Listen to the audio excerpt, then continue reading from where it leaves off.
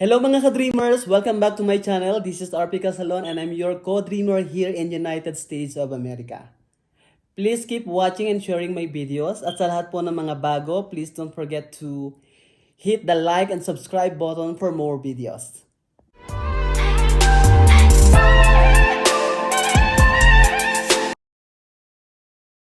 Alright, so before we proceed to our review session, disclaimer lamang po, ang mga questions na aking ibabahagi ay galing lamang sa aking karanasan. Ang mga kasagutan po na aking ibabahagi ay base lamang din sa aking kaalaman. At pwede nyo pong gawing pattern or guide ang aking answers para makapag-formulate kayo ng sarili ninyong sagot. So, another reminder na wala namang perfect na sagot. Siyempre, iba-iba naman tayo. Magkakaiba naman tayo ng mga taong nag-i-interview sa atin. So, no perfect answers. Just do your best, tapos lagi nyong ibase sa inyong karanasan. Okay? So, today's vlog, I'm going to share with you the 20 possible questions during interview with the principal. Okay? So, let's start with this question. Tell something about yourself. Mostly, this is the first question na laging tinatanong sa atin.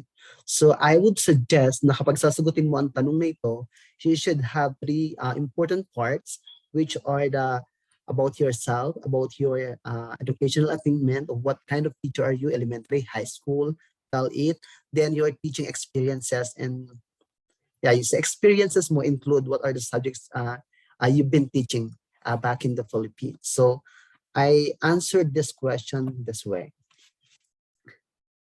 Hi, good morning. I am RP Casalon from the Philippines. My co-teachers and students used to call me Mr. Casalon. I've been teaching for 12 consecutive years as elementary teacher in both private and public schools. I handled grades 4 to 6 students and currently teaching grades 5 to 6 and been exposed with learners under inclusive education. And I have taught different subjects like English, science, social studies, and mathematics. I am a positive person who has enthusiastic perspective in life. I really love my profession and I always have this great feeling of excitement from seeing my students develop and grow as better individuals. During summer vacation and leisure time, I serve as volunteer teacher for young learners and out-of-school youth in our barangay or place to do the tutorial services. So that's how I answered this question. Sinabi ko yung anong teacher ako, ano yung mga subjects na tinuturo ko, ano yung mga batang hinahandle ko. Tapos, at the end of my answer, I added something na mapapaisip nila, oh, he is doing his time very well. Talaga nagtuturo kunwari sa tuwing bakasyon, something like that. So, parang pang-flower lang siya sa sarili mo. Parang ibinibenta mo kasi sarili mo. So, this question, kumbaga, grab it, show yourself, sell yourself, pakita mo na you deserve to be a teacher, okay? Next question would be this one. How do you deal with struggling students? So basically, kapag sinabi natin struggling student, it talks about slow learners, right? So doon pa lang, struggling slow learners, dapat pwede na kayo doon. So I answered this question this way. I had a student whose reading ability is below his grade level. He was grade 5, but based on assessment, his reading was of grade 3. So what I did with the help of other teachers, we entered him in our reading program named Project Reyna. Another struggling in my class, blank, he was good in reading, but he has poor comprehension. So what I did, I always give him a short stories with follow-up questions. So with the help of that, he can easily answer a basic question in reading a story. So as you can see in my answer, I put emphasis here in I had, what I did. Kasi I always want you to answer the questions based on your experience. Do not say based on my observation, what I have learned, so atakihin niyo yung sagot niyo lagi based on your experience, to yourself, to your own experience. Okay? Next question is, how do you handle difficult students or defiant in your class? So, difficult students, defiant, sila yung mga batang matitigas ang mukha, makukulit, magugulo. So, how are you going to handle that? So, my answer would be, I always let my students know or be aware of with our classroom rules and regulations. If there are few students misbehaving that cause troubles, first I keep myself calm and I keep myself calm and be respectful.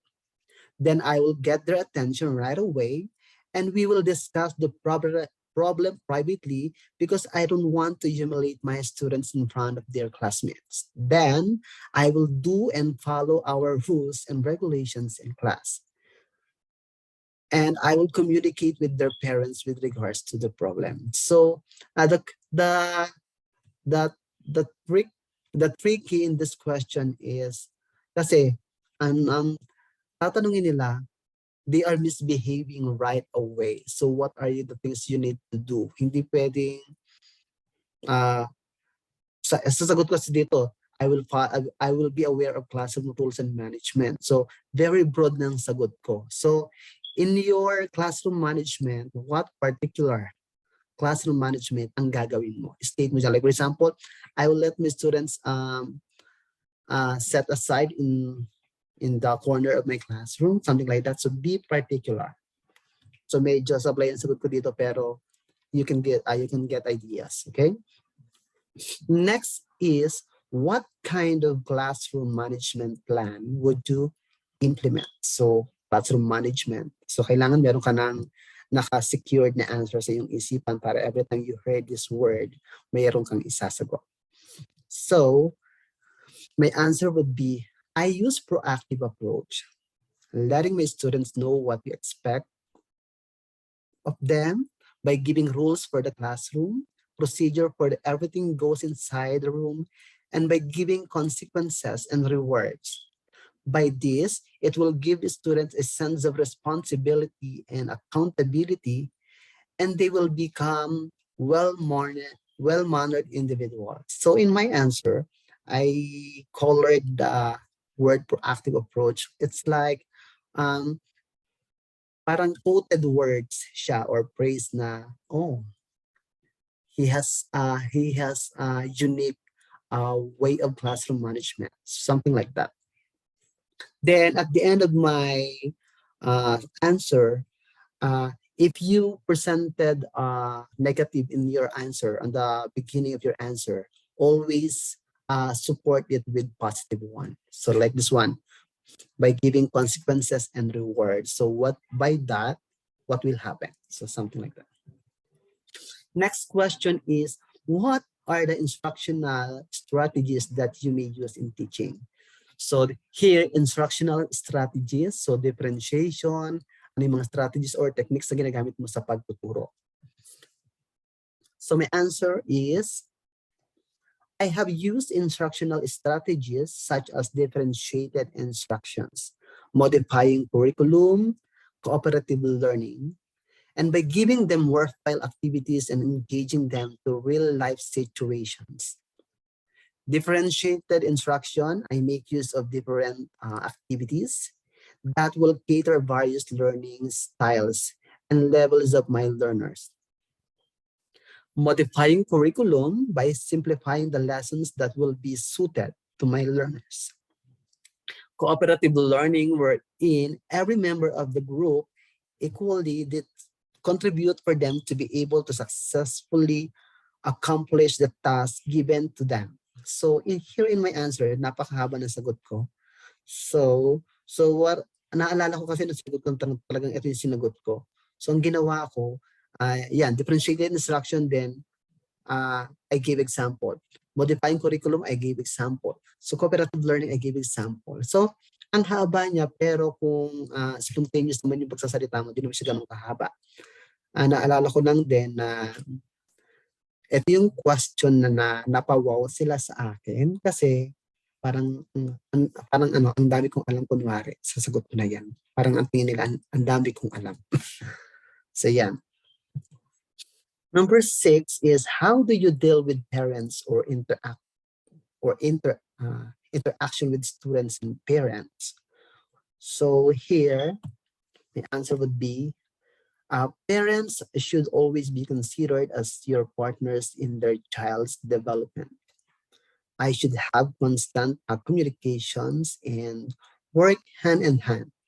With that, parents and I will have close monitoring with regards to the performance of the students. So, yeah. Pagka sinabing communication with the parents, you should have a constant relationship or communication with parents so that you can relate to them the performance of your students. Next is, how would you differentiate instruction for diverse students? So, same with the question kanina, different strategies lang din. Pero in here, diverse students. So be particular with the words diverse students. So meaning to say, you will be catering students who are diverse, okay? So my answer here is, I differentiate instructions by accommodating verbal, auditory, kinesthetic, and other learning styles. I also offer a variety of different texts, manipulative, and projects, and differentiate forms of assessment to address the needs of my students, and different forms, I'm sorry. So different forms of assessment. So in here, kasi you were asked by with diverse students. So kailangan magbigay ka ng mga samples na activities na ginagawa mo para makater mo yung mga diverse students mo.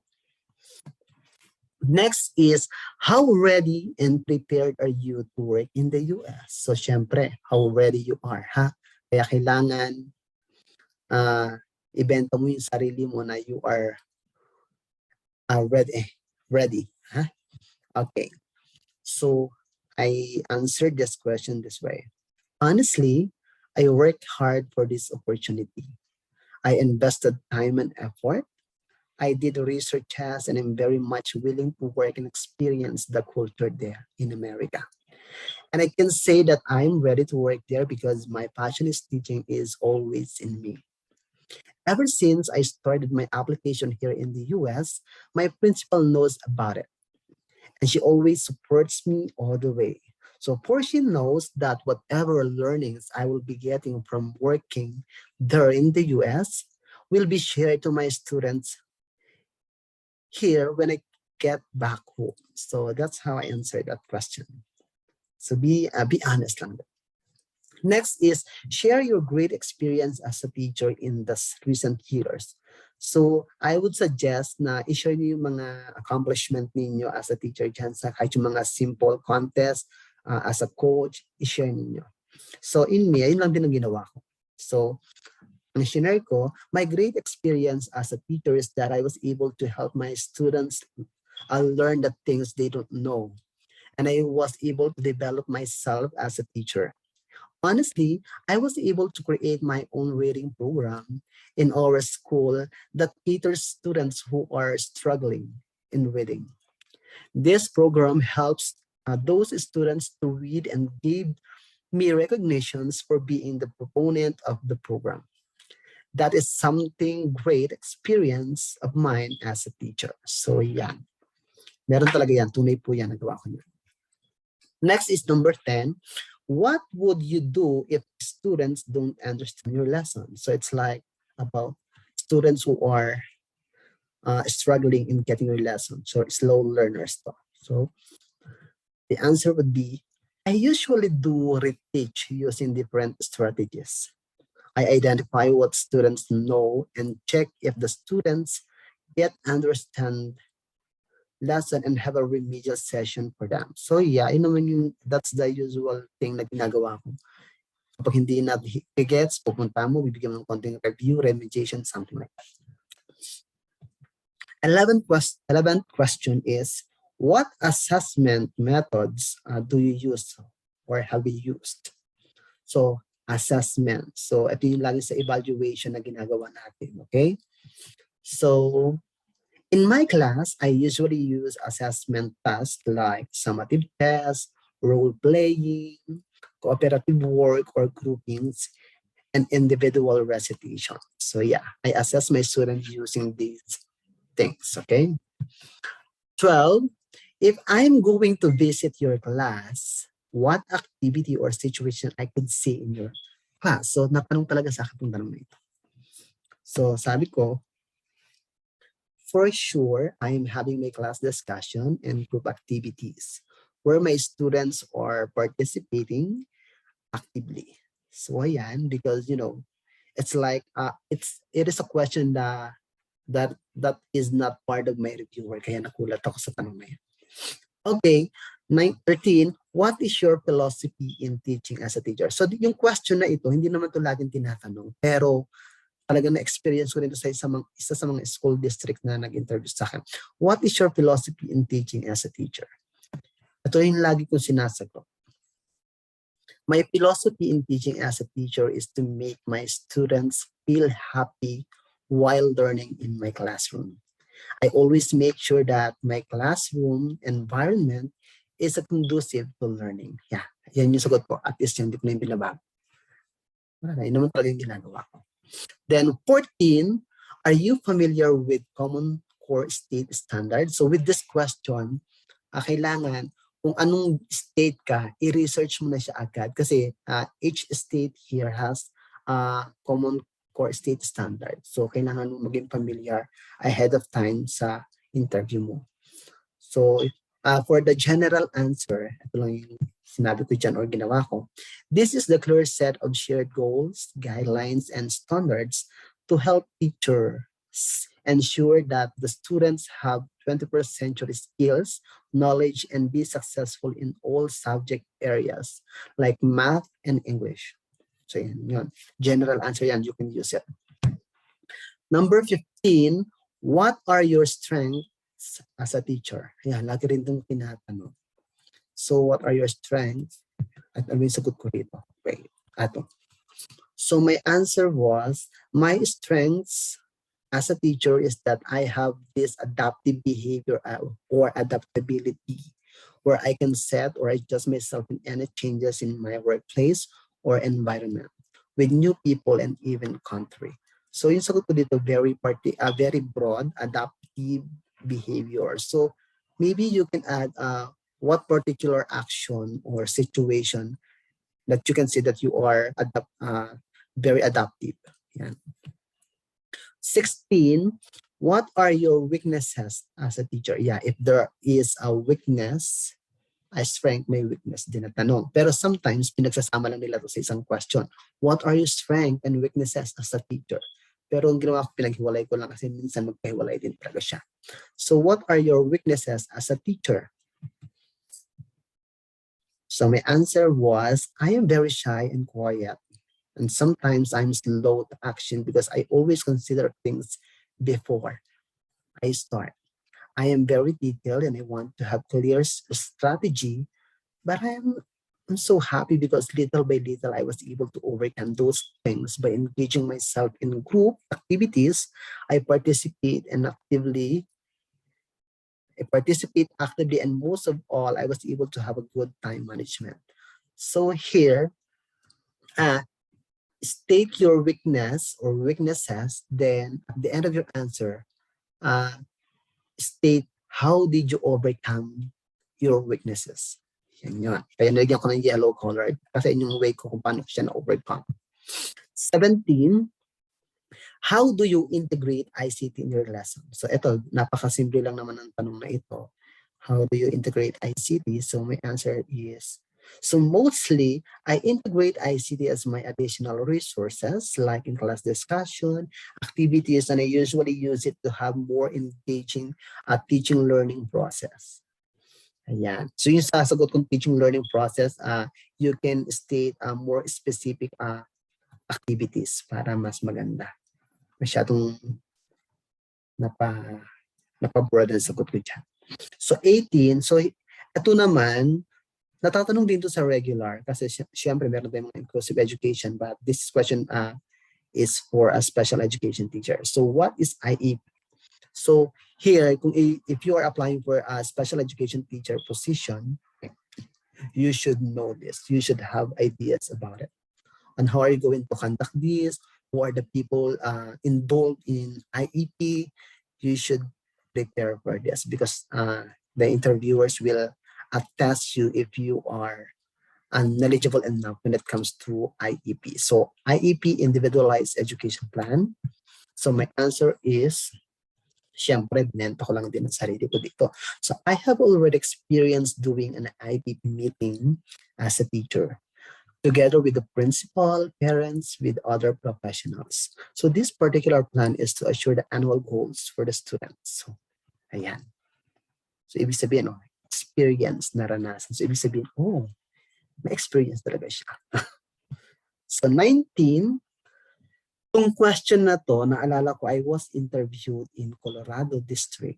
Do you know how to drive or do you have driver's license? Then I said, I was just being honest at that time. Sabi ko lang na, no, but I'm very much willing to learn how to drive. Then, that question cost me. Yung tanong na yun, parang hindi ako na-hire kasi hindi ako marunong mag-drive. Kasi yung school at saka yung lugar ay sobrang parang 30 to 45 minutes drive. So, kailangan daw marunong mag-drive. Ayan. Parang sinabihan ako ng agency na every time you will be asked with this question, always say yes. Kasi matututunan naman daw natin yan dito. Okay, so my answer is say yes. Then, for the last question, ito yung laging last question. Is there any questions? Do you have questions? So, kapag tinanong ka, magtanong ka din. Yan. Is there any question? My question is, do you have trainings for new teachers like me? Something like that. Do you have activities like sport? Something like that. So, magtanong ka para, then kapag tinanong mo yan, kasi alam ko sinagot ko dito, do you have intervention program in your school? Because that is something I'm very passionate about. Parang yung sinagot ko doon. Sinabi ko rin, do you have trainings for new teachers? Ayan. Then, tip lang, if the interview session is done already, always end the interview session professionally. Always say thank you. Or say always say thank you right after the interview. Then after the interview, you can email them to say thank you again for giving us opportunity to be interviewed. So it's like a session, okay? So sana po these questions ay makatulong sa inyo sa mga upcoming interviews. So ngayon pa lamang po ay binabati ko na kayo ng congratulations and welcome in America. So sa lahat ng mga legit kong subscribers, see you soon. Thank you.